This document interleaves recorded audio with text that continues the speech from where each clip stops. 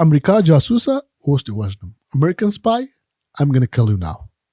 Really? I was like, wow, that was like a shock. So you the first thing you felt was a stabbing in your back. Yeah, stabbing my back and said, American Spy, I'm going to kill you now. I was like, what? This is something I heard in Afghanistan. It's first time. And he turned with his knife. He had a multi-tool knife. He was trying to stab me in my heart and belly. Yeah. I defended him. I didn't let him to stab me. I pushed his hands and not letting him to stab in my heart and belly. He started just very quick. He started stabbing on my legs. Like I got one stab in my back, 4 stabs in my legs. So where I can fell and he can finish his job.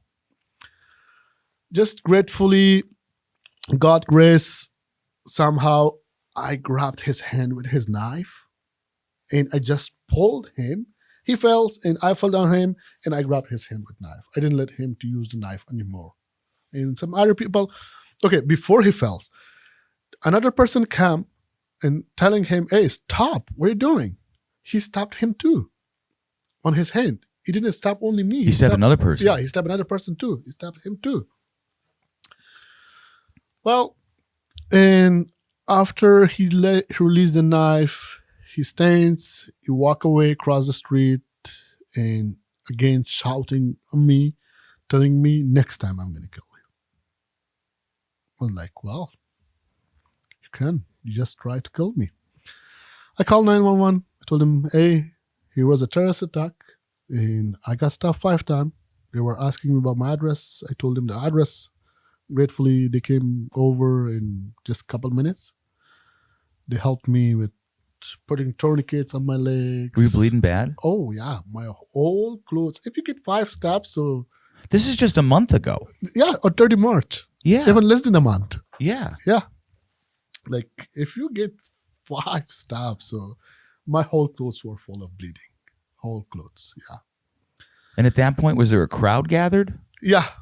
Yeah, because we prayed and we came down and when people were about to leave to go to their homes.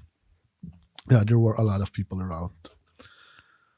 At that point, did somebody go, I know who that guy is? Like his name? Like some people knew him. Yeah. And he crossed the street, he's staying at that side and telling me, I'm going to kill you next time. And he just walked away.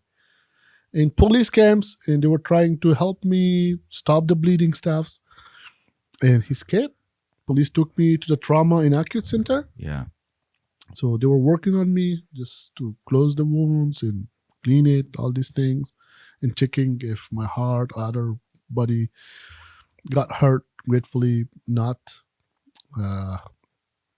And I asked the police who came to the hospital.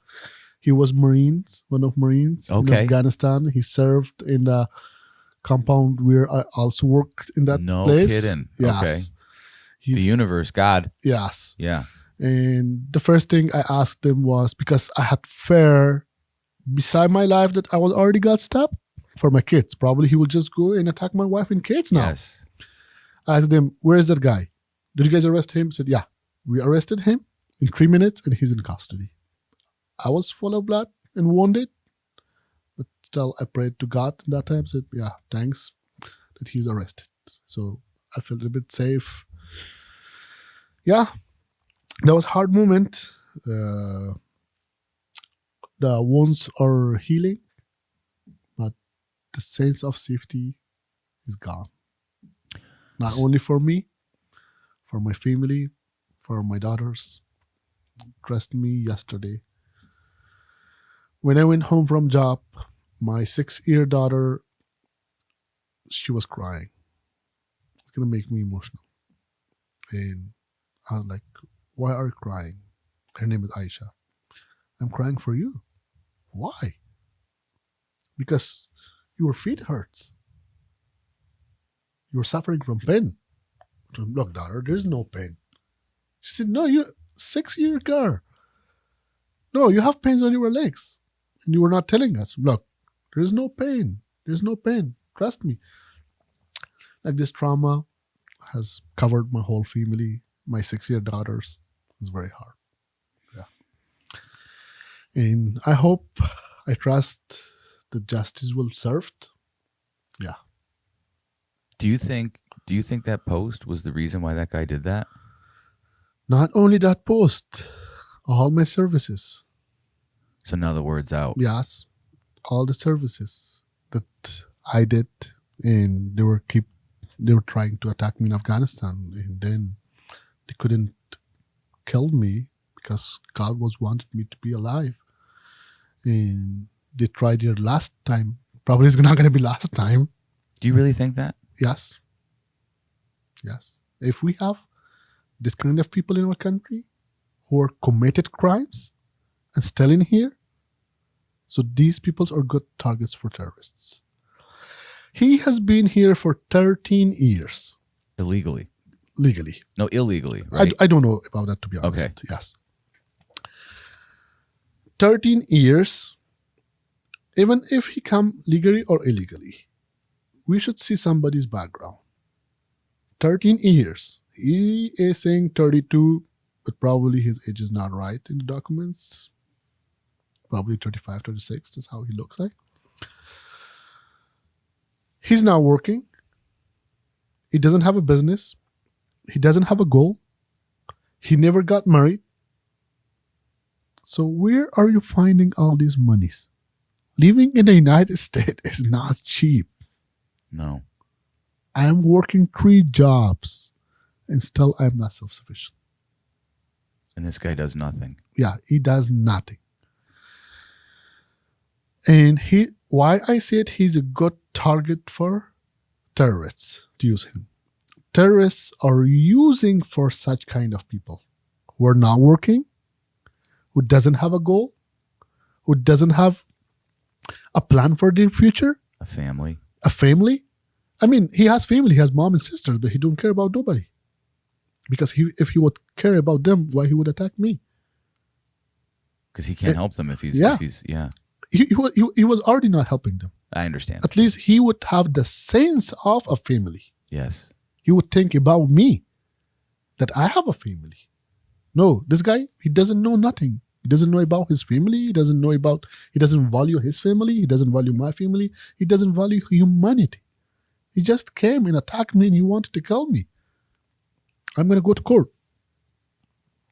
And I'm going to tell the judge, even I'm sitting with you, look, I'm already died.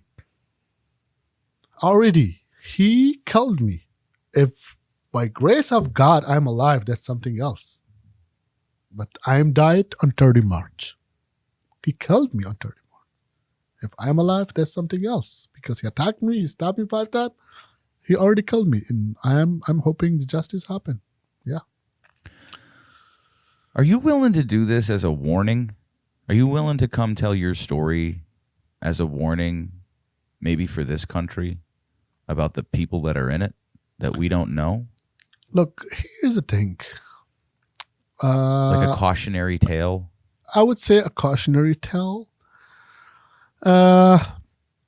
If we don't take care of this kind of people who are committing crimes or convicted crimes in the past, and we don't see a clear positive change after their first crime and spending time in jail, if we don't see a clear positive change in his life, we should not let them stay here anymore. Yeah. Either they can be in jail or sent back to their homes.